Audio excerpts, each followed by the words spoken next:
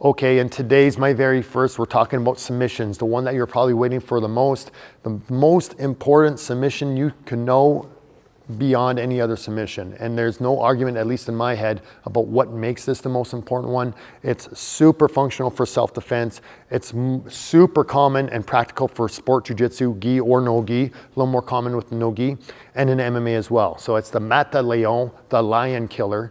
It's really, really effective. It does not matter how big or small you are. It's good for everyone, okay? So have fun with this one, but please be careful. This is one of the most dangerous submissions that a person can be taught. So please respect the details that are within it and how dangerous it can be, right? So please have fun, but be careful.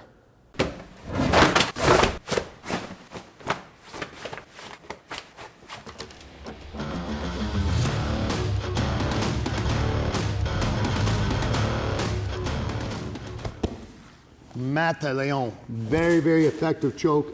It's, I wouldn't even argue it. It's the most effective submission in all of the submissions for a variety of reasons. For self-defense, one, if you are in this position that Thomas is in, on my back, it is a prime position. This is the best position for him to be in, okay? So right now, if he's going for the choke, there's not a lot of things I can do. I have to really work on defending the choke. My defense, although can improve my position for an unskilled person, it's if he's on the back, he's probably got it. And if you've seen the Mata Leao, you know that, yeah, the choke is good enough that if you get to the position, they're probably done. For sure, there's things that a more experienced person can do, but they have to learn those things. So against an untrained person, very, very effective. Whereas something like a mount armbar, we'll go for an armbar here, Thomas. Again, very effective submission if done properly. But what's something that's, what would you prefer to do in self-defense, choke or an armbar? Choke. Why? It's safer. Why? Okay. What happens if you botch your choke?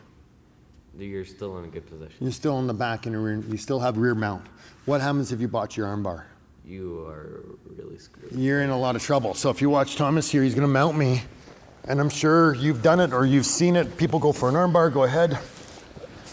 Oh, and the guy follows up and now you gotta deal with the next situation. It's, yeah, that's fine. You might catch him with a triangle. You might be able to do another move altogether, but that's not the point. The point is if you screw up your submission attempt, you're leaving yourself vulnerable. And a rear naked choke or the Mata Leao is a fantastic way to keep control over your partner. So let's work on some details. You can see when Thomas is doing it. Go ahead, Thomas. He can make it a little bit better, okay? He's going 1, 2, and this is really, really common, almost like that kind of genie kind of thing. Can you go again? And that's what's gonna happen. People are sure, and that's very clever to switch to the other side, but that's not what we're gonna look for. So Thomas is gonna reach through and grab my shoulder, possibly his shoulder, and he's gonna get his hands together, like he's washing his hands, and he's gonna turn his hands over and then slide it through. There you go. Good. Now let's get to another angle. Okay, so when he's going, he's gonna get his position in tight, join his hands together, roll it, and then slide it in. Good. So now when he's here, palm down, head is in tight, he's gonna extend, he's gonna take a deep breath in as he squeezes his elbows together. So there you go. So he's expanding his chest into the choke, okay? Now, as a black belt tip, there's a couple things we can keep in mind. Is it for self-defense or is it for sport? And did you know that there's a self-defense and a sport version? No. He does know, he just forgot because it's been a while since I showed him. When Thomas does one choke, let's say this is gonna be the self-defense version. Can I go for your eyes here? Yeah. So what do you do with your eyes? Hide your eyes here on your forearm. Yes, there. So for self-defense, I can't reach for his face. The downside about the self-defense one is I can peel the arm off. For sport, he's gonna put his chin on top of his forearm. Put your chin right there. So now I can't, that arm is locked in by his chin, okay? So a couple little details that are pretty important there. You're going for your choke. Hide your eyes if this is gonna be for self-defense.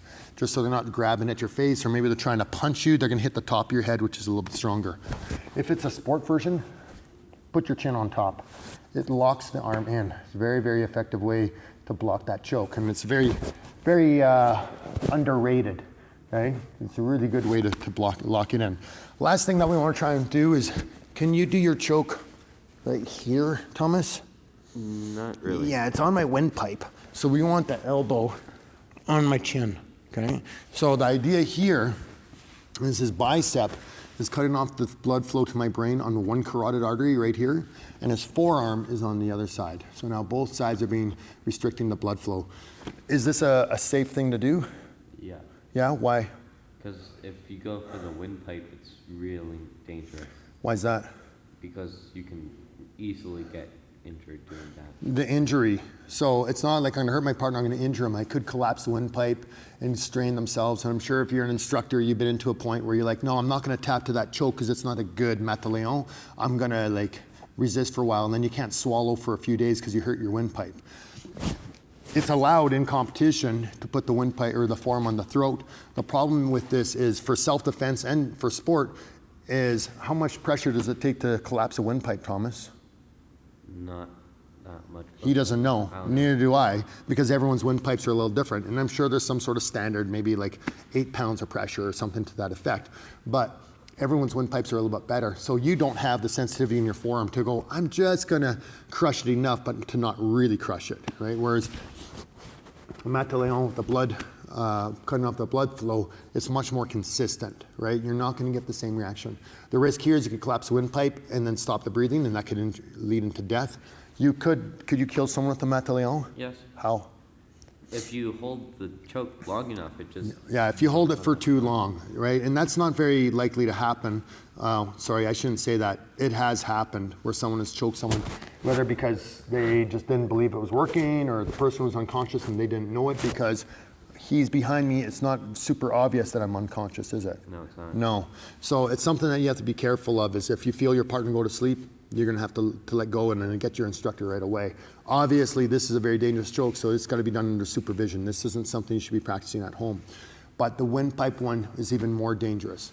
If someone goes to sleep, what would happen? They'd wake up. They wake up, and it's gonna take a couple seconds to maybe 10 seconds. It could take a little bit of time for them to get their consciousness back, and they're gonna be very groggy. They're not gonna understand necessarily what happened. They might look around and go, what's going on, and panic because they'll have a very lucid dream of them rolling or maybe them being at their home and on their couch. And I've had several people that have gone to sleep say like, why are you in my house? And kind of panic a little bit. And then they realize, oh, right, I understand, I was getting choked now. But there's a moment of confusion for a little bit. Occasionally you'll see people kind of shake and shimmy and kind of like a bit of a seizure-like motion, and I won't lie, it's a little intimidating to watch that happen or a little stressful. The body is just kind of waking itself up. They're gonna be fine, keep them close. What's the one thing besides keeping the choke, what should you absolutely not do? Say we're standing up and you choked me.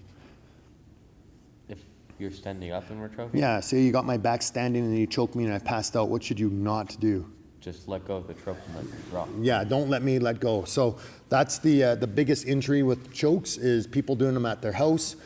They choke their friend. They don't realize how effective it is. You can get someone to go to sleep who's unskilled in about 6 to 8 seconds. Okay, so if you do that to someone, you're not in a big padded room like we are here. They fall asleep, they hit their head in a bookcase, and then now there's a head trauma, right? So that's something to be very cognizant about. You could injure your friends or your partners by fooling around with this choke, and then you let go when they fall down and they hit themselves. So be very, very mindful about what repercussions are going to happen afterwards. The great thing about this choke is it's fantastic for self-defense. If you put someone to sleep, they're gonna be asleep for a little bit, and again, they're gonna be a little bit groggy. I have seen people go to sleep and they try to jump up right away to get back into it, and they get lightheaded and they come back down. So for self-defense, it's gonna definitely buy you some time to escape or get away. Lastly, we're gonna give you a little bit of a drill to work, so Thomas is gonna do it with me. We're gonna put one knee up, so if you're at home alone, I'm gonna reach through with one arm, join my hands together, rub them, and slide behind, and there's my choke. Okay, and then I can go on the other leg. Doesn't matter which leg you are, but usually it's easier to go outside in. Grab the hands, wash them, slide it in, head down on top. choke, slide, head down on top. Choke, and slide into it. So you gain that grip, and you're sliding into it. This can be a very good way to train at home if you need a little bit extra practice. Okay, so your black belt tips for the Leao, which is the lion killer, by the way, is keep your hands when you get in nice and close. Wash your hand, slide the head behind, her hand behind the head. Eyes down on the forearm if it's for self-defense. Chin on top of the forearm for sport. Big thing when you're doing this choke is take your time, be patient, okay? Don't squeeze so hard. A lot of times people get excited and they start squeezing and they burn out their biceps. Take that elbows together and breathe, stretch out your back. You wanna stretch them out, keep those hooks in. Super effective choke for self-defense, and it's one of the most common things in sport, jiu-jitsu or in MMA. So it's definitely one that you wanna get really, really comfortable with. Okay, have fun with that, guys.